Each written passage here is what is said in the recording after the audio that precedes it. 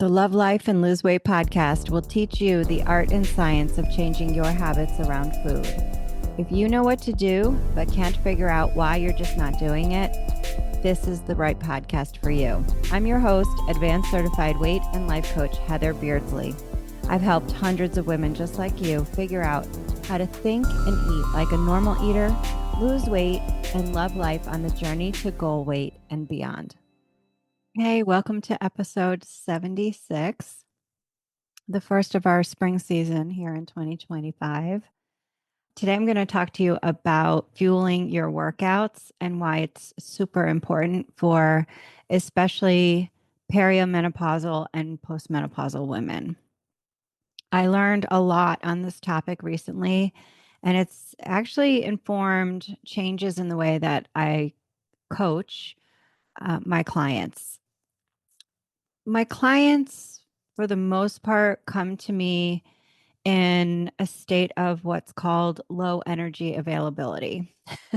That's what exercise physiologists call it. It's where you're not eating enough to fuel your activities.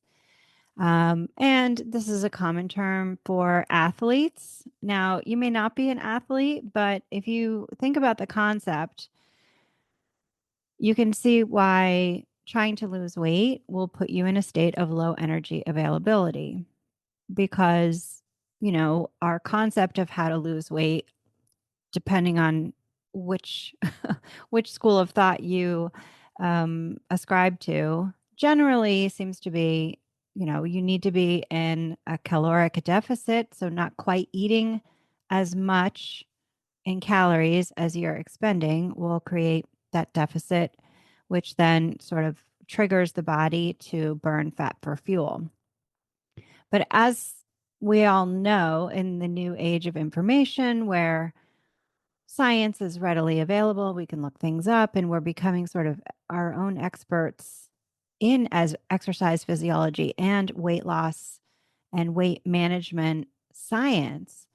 We're learning that it's obviously not just as simple as calories in, calories out, especially for women whose hormonal pulsing in their bodies has drastically changed around the age of menopause and afterward.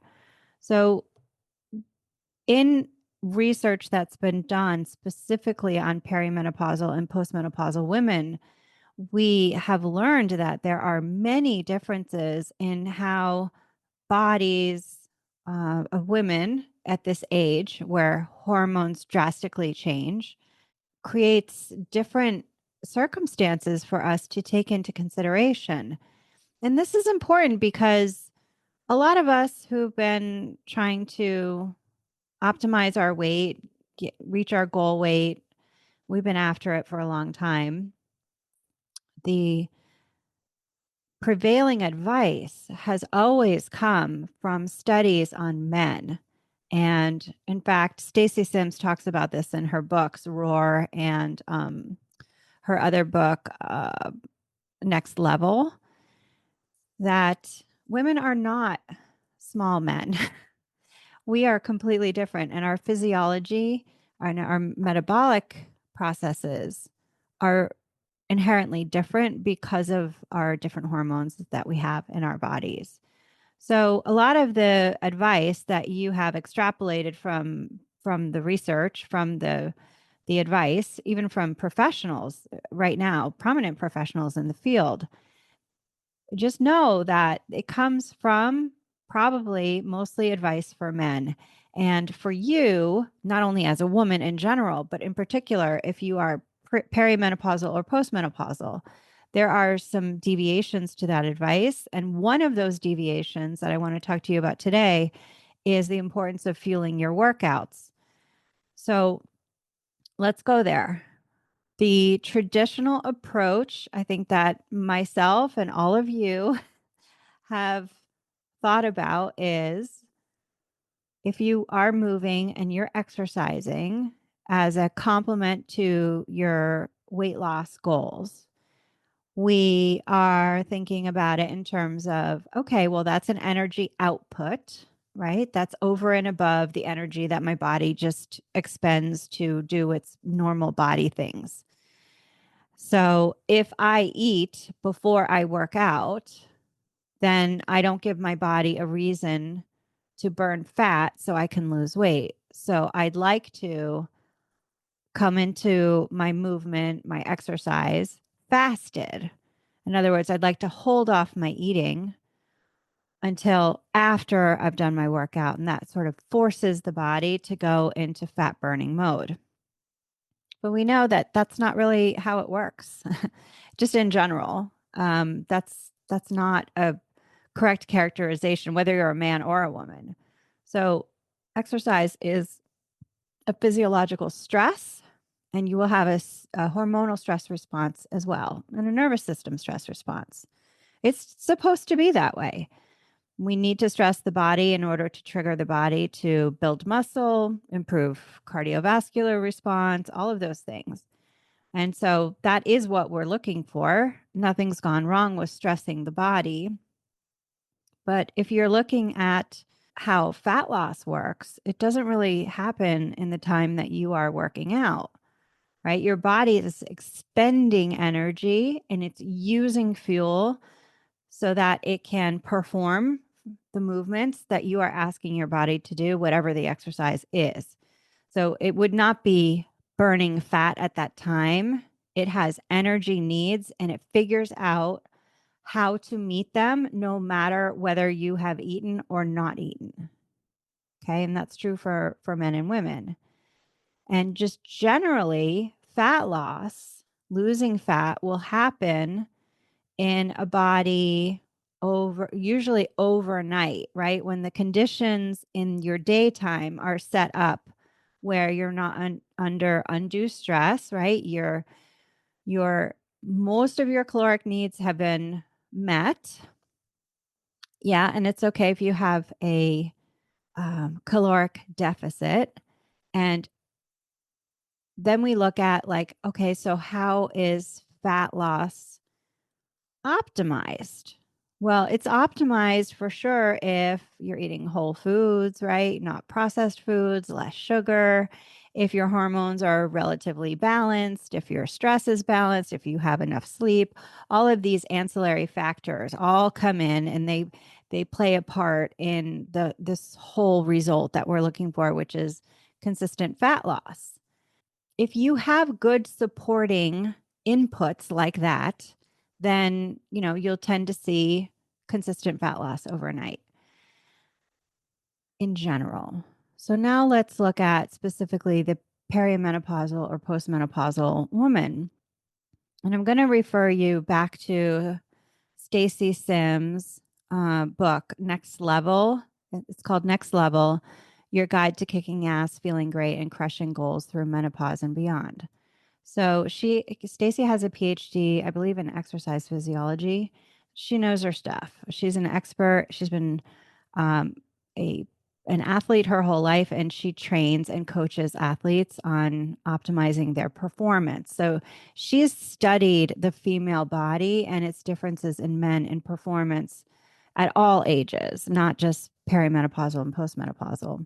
She's cited research from Abby Ryan, who's done female specific research to explain some of the differences in training and performance between men and women so that we can better understand why some of those differences exist.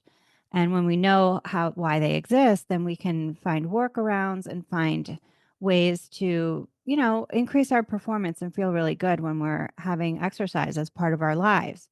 And maybe you exercise, maybe you don't. Maybe you're wondering if this is even relevant for you. But I bring it up because when we study an athlete and performance, there are always takeaways for the typical person. And the truth is, we are really more aware generationally. My generation, the Gen X women are going through menopause right now.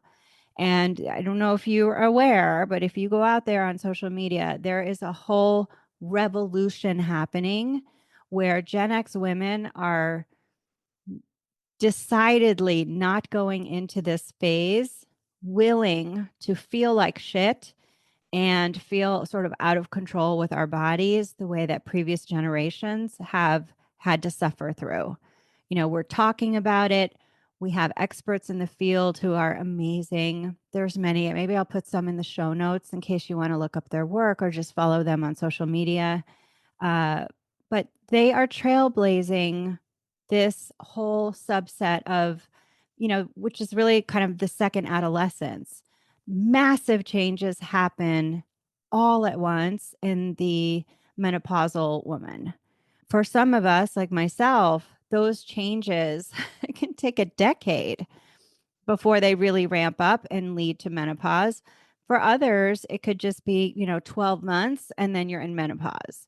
So, whatever it is for you, there are real implications for how your body wants you to fuel it, especially if you're exercising. And if you're tapped into some of the newest advice, really effective advice about how to not only age well into menopause, but enjoy your body, feeling good in your body, and a lifespan, not only an extended lifespan of vitality and energy and strength, flexibility, right? Performance, but a health span that goes with that. We want to be feeling as good as possible, and we know the way previous generations have gone through menopause, it leads to all kinds of negative chronic health outcomes. Osteoporosis comes to mind. We know that the loss of estrogen causes our bones to decrease in how strong they are, for sure. So estrogen has that protective aspect. We are learning so much more about how muscle is protective of health span and lifespan. So that's important. And it has huge implications for how we fold in strength training into your weight management program. It cannot just be about losing fat, because if you just chase fat loss without a thought for keeping your muscles, keeping your bones strong, right, and your nutrition around your exercise, if you exercise, then you're going to be suffering some of those same outcomes over the long term post menopausal in those years. So that's informed my practice a lot. And if you've bought my new digital planner and you've gone in there, you've seen the section in the program about fueling your workouts. So generally, I want to kind of bring it back to specific advice for fueling your workouts. Safe to say, you really should seriously be thinking about lifting heavy weights. If you have not thought about it, I suggest that you read Dr. Gabrielle Lyon's book that she wrote on the importance of muscles. That will convince you beyond all doubt that without that protective nature of estrogen to keep our muscles and retain our muscles as we age, we have to do the work postmenopausally that the estrogen gave us. In other words, without doing anything different after menopause, your muscles will decrease and your bone strength will decrease. So we want to work out. We want to have cardio. We want to do strength training.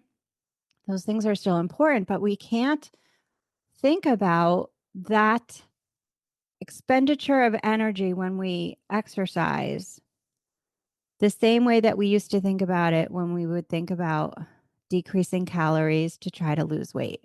Because although many of us now are on board with, okay, yes, I want to kind of build up my muscles. I want to try to get 60 pounds of skeletal muscle mass on my body. Maybe you've got on your in-body scale and you see you're not quite at 60 pounds. That's a great marker for you to work toward. So you maybe now, like most of my clients, you have a goal to kind of like at least hold on to the muscle that you have if it's pretty adequate, or if it's not, to also build muscle as you also lose fat. And so this becomes something that we have to really pay attention to how we're fueling ourselves and the fuel timing of when we fuel ourselves. So let's take fueling your movement first. Many of us work out in the morning. And in the past, like I mentioned, you probably just had your coffee or something and no food, and you've been working out. Well, that in your perimenopausal and postmenopausal years is going to work against you. And Stacy describes this really well in her book. But basically, the impact of that is going to be modulated by a gene called KIS1 that's specific for women. So women who have had hormonal changes in perimenopause and postmenopause are more sensitive to going into exercise in a fasted state. The KIS1 gene is going to cause a cascade of responses if you constantly work out without being fueled. So let's just take this to a primal metaphor to see the impact. It's like I mentioned before, the responses in your body internally, it's like they're blind to what's really happening out in your real world and why you're doing what you're doing. Like if you are, doing your heavy strength training, your body just knows like, wow, the human is putting out like huge amounts of effort. She's lifting heavy things, right? Like a few times a week. We need fuel. And it doesn't understand, your body doesn't understand that you're trying to lose weight. And so you're not eating. It just knows the human is asking for the body to perform. This requires fuel, and there's no fuel on board. So those KIS1 peptide neurons, they react, and they react in a protective way because there's no fuel. And what happens is there's a cascade of negative adaptations where it kind of shuts the door onto fat burning, because fat burning is something that your body feels comfortable doing when it feels like the human is really well resourced. Like she's got plenty of food on board, she's not stressed, she's getting sleep. Like, okay, we can part with some of our fat. Like, that's not a problem. But that's very different than if you're stressed at work all the time, you're not getting good sleep, and you're doing heavy workouts fasted. That all sort of gives the internal mechanisms of your body an idea that you're not doing well, right? Like, are you being hunted by a lion every night? Is that why you're not sleeping? Why would you be running, right? And lifting heavy weights if and there's no fuel? Why would you not fuel that? So we need to think about these things in a more primal way to understand the normal reactions of your body, start to make sense about why. Like, let's say you go to CrossFit. Let's say you're an athlete, you go to CrossFit and you're like, I don't understand. I go to CrossFit 3-4 times a week. I'm not eating anything. I work at like a level of 8 to 10 every session. And I'm like decreasing my calories. I don't eat then. And I'm not hungry after I work out. I drink a lot of water. I have a really light lunch. And then I have a really big dinner at night. And I maybe, have a dessert or sweet treat every night after that. So when you look at someone like that, your timing of her meals is all off according to the needs of her body. She's not having calories in the body when the body needs to perform. So then you have to ask yourself, how is the body performing? How is the body getting through that workout if there's nothing in the tank? If the tank is empty, there's no food eaten to provide those calories, then the body is using fuel reserves from inside the body. And it's not fat burning because that's a slow, like I said, mostly overnight process, right?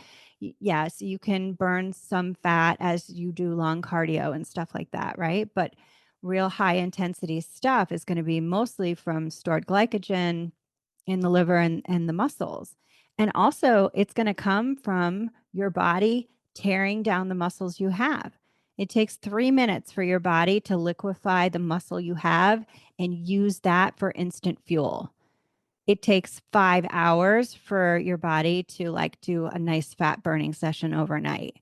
So when you're in their CrossFit at level 8, level 9, you can be sure that your body is just fueling itself with stored blood sugar and your own muscles. You're breaking down or wasting your own muscles. And I think this is what was so revelatory to me when I started reading her Stacy's books and reading the research of Abby Smith Ryan.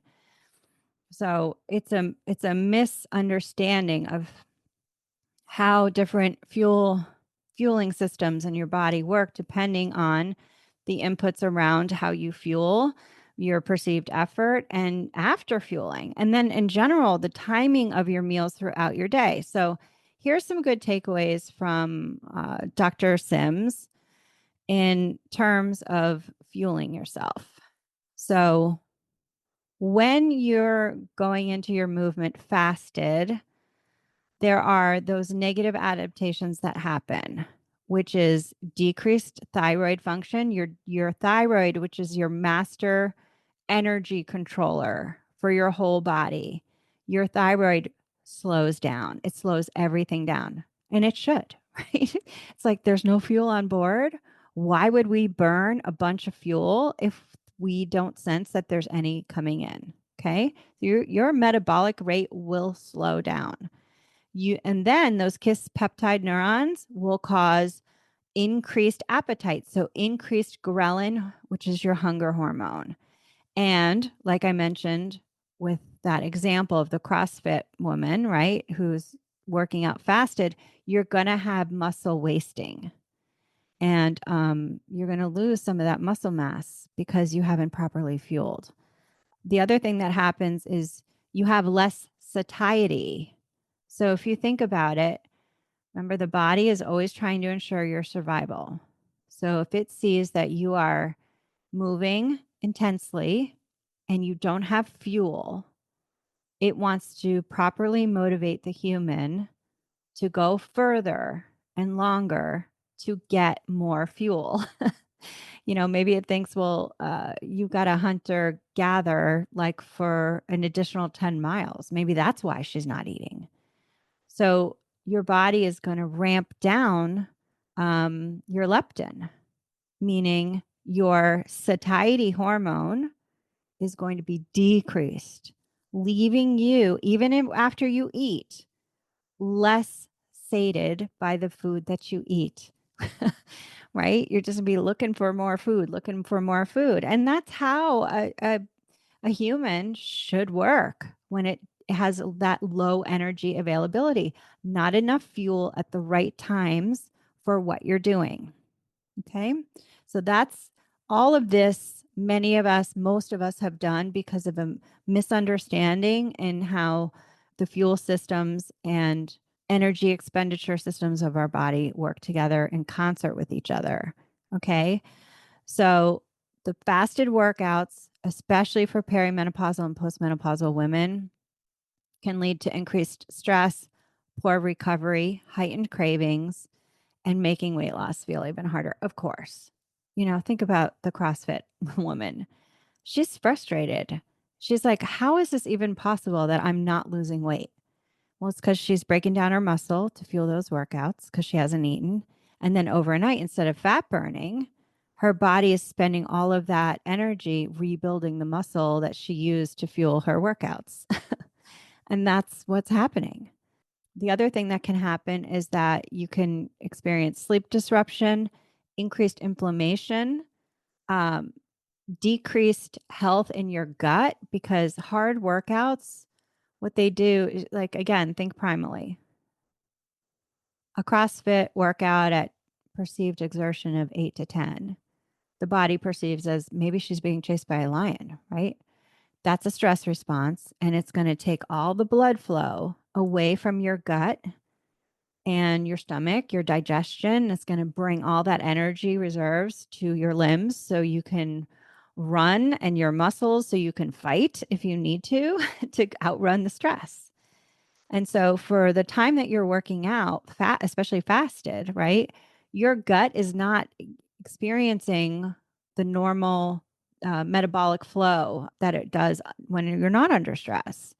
So this is why oftentimes we might go into a workout hungry. And even though you don't eat, you come out of the workout and you're not hungry because your body is prioritizing your surviving the stress rather than you needing to eat, right?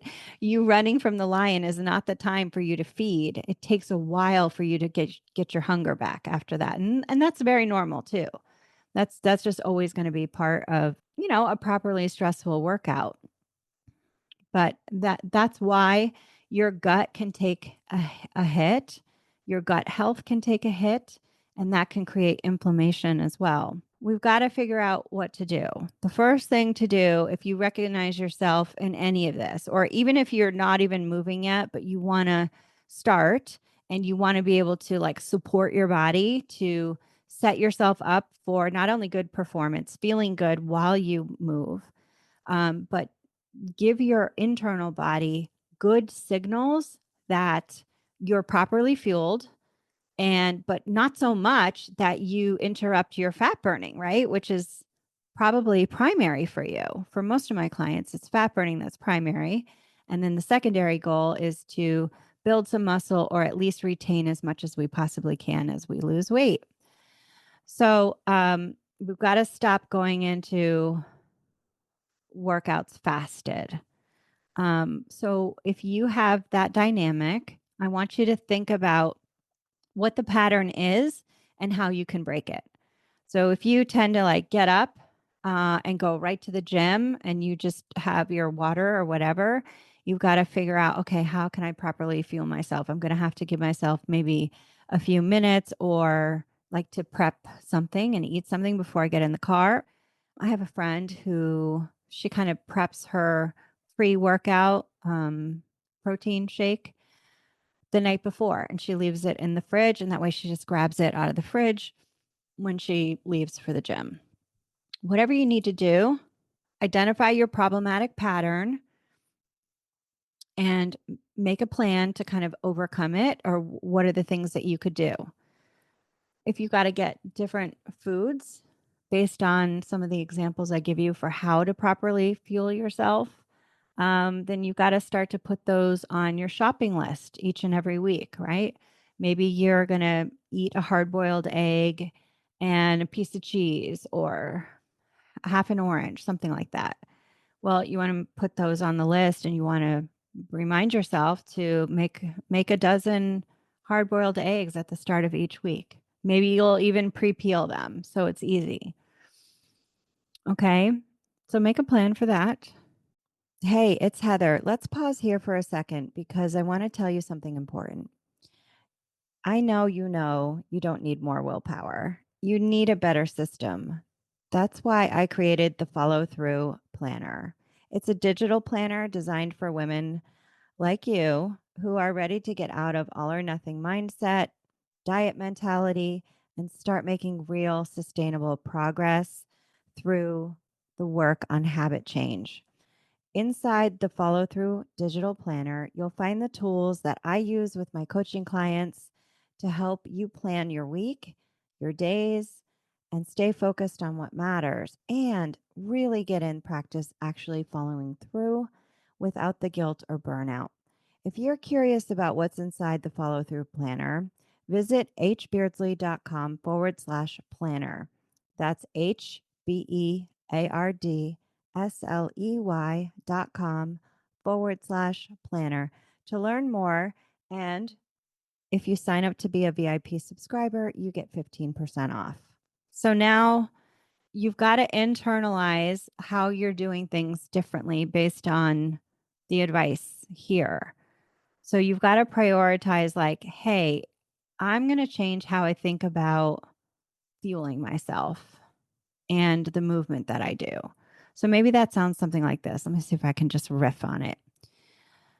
I used to think exercise helped me lose weight, but now I realize I am somebody who exercises because I want good health span and lifespan for the long term, the second half of my life.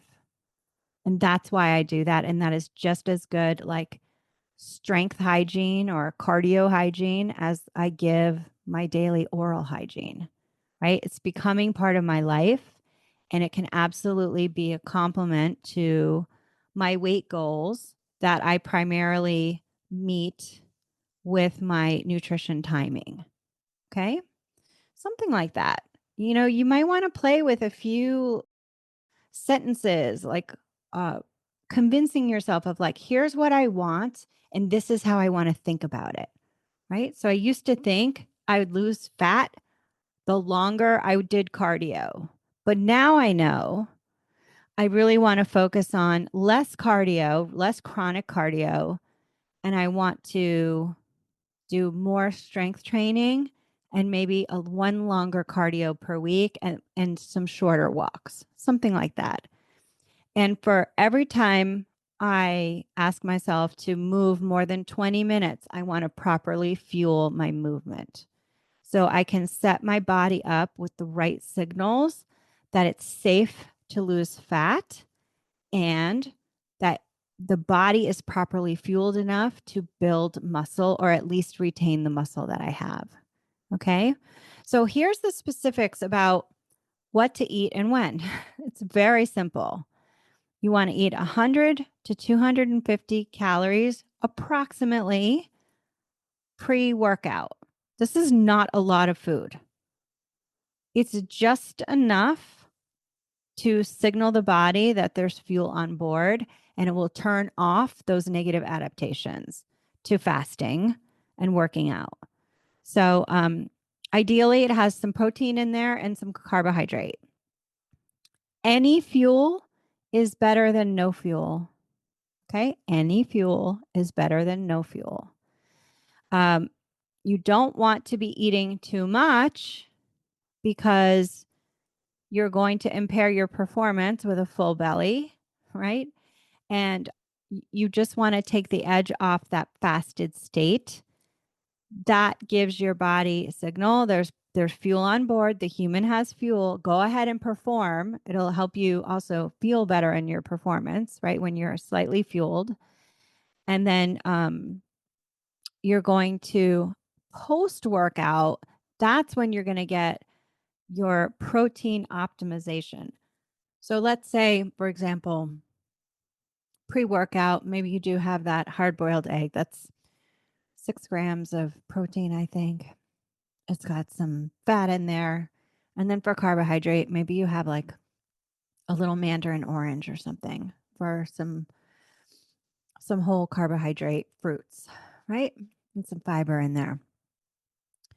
That's fueling your movement for your workout. And then post workout, that's when you really want to prioritize and hit that threshold minimum 30 grams of protein.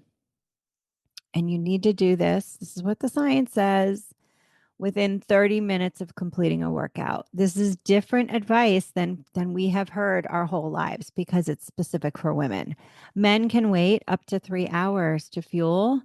Their hormonal profile allows them to still build muscle and retain all the benefits of their movement that they did, their conditioning, without having to eat right away. But newsflash, women don't have that luxury. We need to eat within 30 minutes. Otherwise, those negative adaptations will happen, right? The thyroid slow down, increased hunger, decreased satiety, all that stuff. So, make sure you hit your protein post workout, and those other guidelines for good healthy fiber for that gut, and hopefully you're having mostly whole foods and not processed foods. A lot of times, Dr. Sims, I've heard her say the easiest fix for the pre-eating and post-eating is to have half of your protein shake before you work out and have the rest after, along with some food as well. So you got to do some experimentation. And is this work? Yes, it is. But speaking the language of your body is always going to be an investment in your time and your effort. And you've got to crack the code of trying a bunch of shit and seeing how your body feels in response. And when you hit that, like, that bliss point of proper fueling, which makes you feel amazing when you do your workout. I don't care whether it's hiking, strength training, yoga, running, I don't know, whatever you do. I think so many women have lost sight of the fact that it feels amazing to be fueled for workouts. So many of us have dragged our asses into the gym or what have you, a run without any food. And it doesn't feel great. So this can improve your whole experience of your movement too, like to a whole new level that maybe you've never even experienced. Um, and that's really cool, a cool thing. And it's you can look at it as like an act of radical self-care of your body, which is a performance machine. Why wouldn't you fuel it with the right amount of food and the right type of food? Okay. So that post workout 30 grams of protein meal or light meal, whatever you do, it's also going to lower that cortisol that has spiked in response to your workout, which is normal. Remember, it's a normal stress response. But that key to lowering the cholesterol, or sorry, the cortisol, the key to lowering the cortisol is to have that meal, that protein optimized meal. And that's what sets up the right conditions for your fat burning overnight. Okay. So now we need to talk about the timing of your fueling for the rest of your day. Now, you're going to have to make some adaptations for your pre workout fueling, if depending on when you work out. So, not everyone works out in the morning. I work out late morning, like usually after my morning clients at about 11, or sometimes I'll do it around 2, or sometimes when I'm done with my clients around 5. So it just depends. And with each one of those, I will fuel slightly differently depending on how I want to eat afterward and whether I'm already fueled or not. Right. So if I work out at 11, if I've already had my breakfast at 9, I know I'm not done digesting that meal. So I don't necessarily need something, but I will check in. If I feel like, no, I feels like I just ate, then I won't. But if it's been a while, it's been a few hours since I had a breakfast, or if I had a very light breakfast, I will fuel. And again, I'm experimenting for myself and I'm figuring this out for myself too. And my experience will be different from yours. If I'm working out at, let's say, right after I'm done with my clients at 5, I really don't snack in the afternoon. So I'm definitely hungry. I'm definitely going to be pre-fueling my workout with that half a banana and some nut butter. I really like that combination. That works so good for me. And it immediately takes away that hunger, that hangry feeling, that low energy feeling. I need like 10, 15 minutes for all that to kind of go away before I start doing my strength training. So again, like the timing of the two may help. You might not feel the fed effects of a pre-workout snack for a few minutes. Maybe you need 10 minutes, 15 minutes. So just play with it and see how you do. Okay, so meal timing. Dr. Sims really states that in order for you to lose weight, you've got to set up your day to where your fueling of your body in general, not just pre workout and post workout meals, but your meals in general, your fueling of all your meals should happen earlier in the day rather than later in the day. And if you just think about like why this would be, it's not hard to make the connection that our bodies are designed to expend the most energy when the sun is out. And when the sun goes down, our circadian rhythm starts to ramp down our metabolism. In fact, you become more insulin resistant on a day-to-day basis later in the day because your fed window is closed by the time the sun goes down, right? Like you're not running marathons at 8 o'clock at night, right? Like you're relaxing, you're kind of getting ready for bed.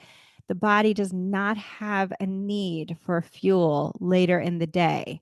So when you think about fat loss, right, you want to create that caloric deficit in those later hours in your day right before you go to sleep.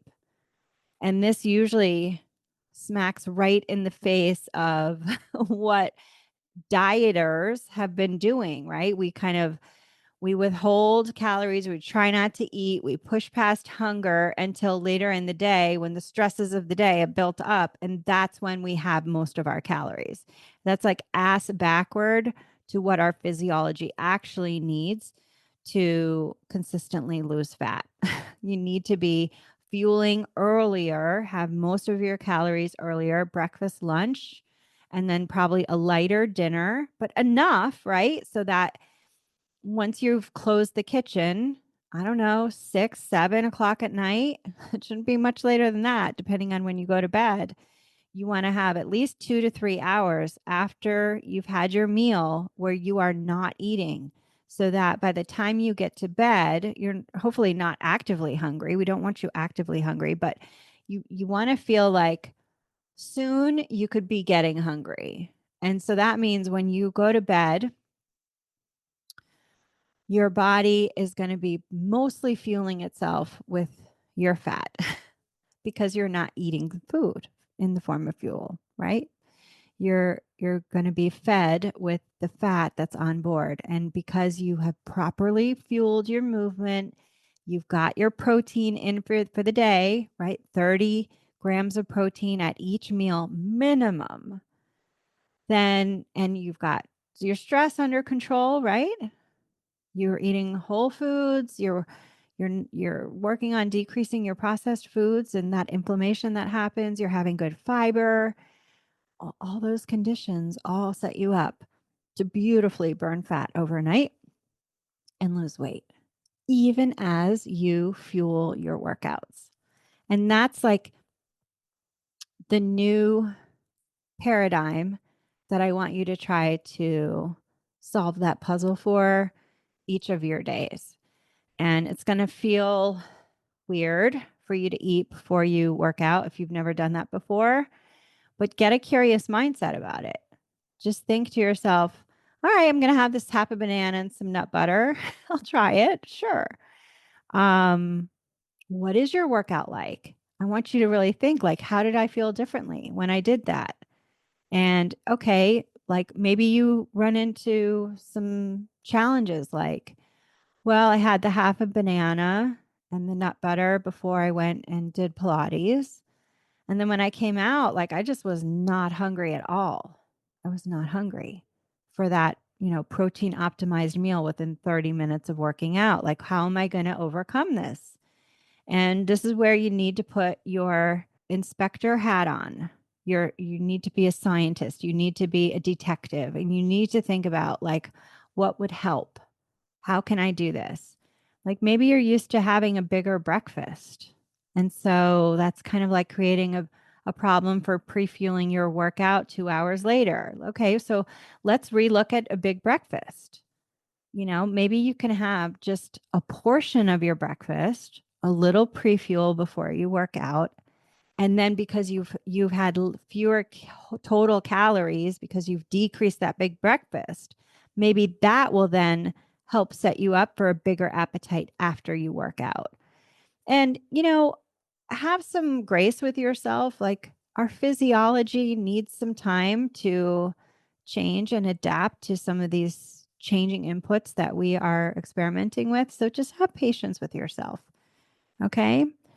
Next time we talk, and throughout the spring season, I'm going to be talking to you about some strength training as well. Try some pre fueling. See if you can come up with, here's your coach homework. See if you can come up with 10 different options for pre fueling your workout. We'll start with the banana and the nut butter, and maybe the hard-boiled egg and a small mandarin orange or something. Come up with 8 more. And this week, I want to challenge you to pre-fuel and find me over on Instagram at Thrive in Midlife and let me know how you found pre-fueling your workouts. The wins, the challenges. We can keep the conversation going on over there. Okay. So stay focused and so long. Hey, if this episode resonated for you, then let's connect. Visit hbeardsley.com/subscribe. That's HBEARDSLEY.com/subscribe and become a VIP subscriber. You'll learn how to work with me. You'll get 2 free gifts, access to exclusive VIP content, and get a discount on the digital follow-through planner.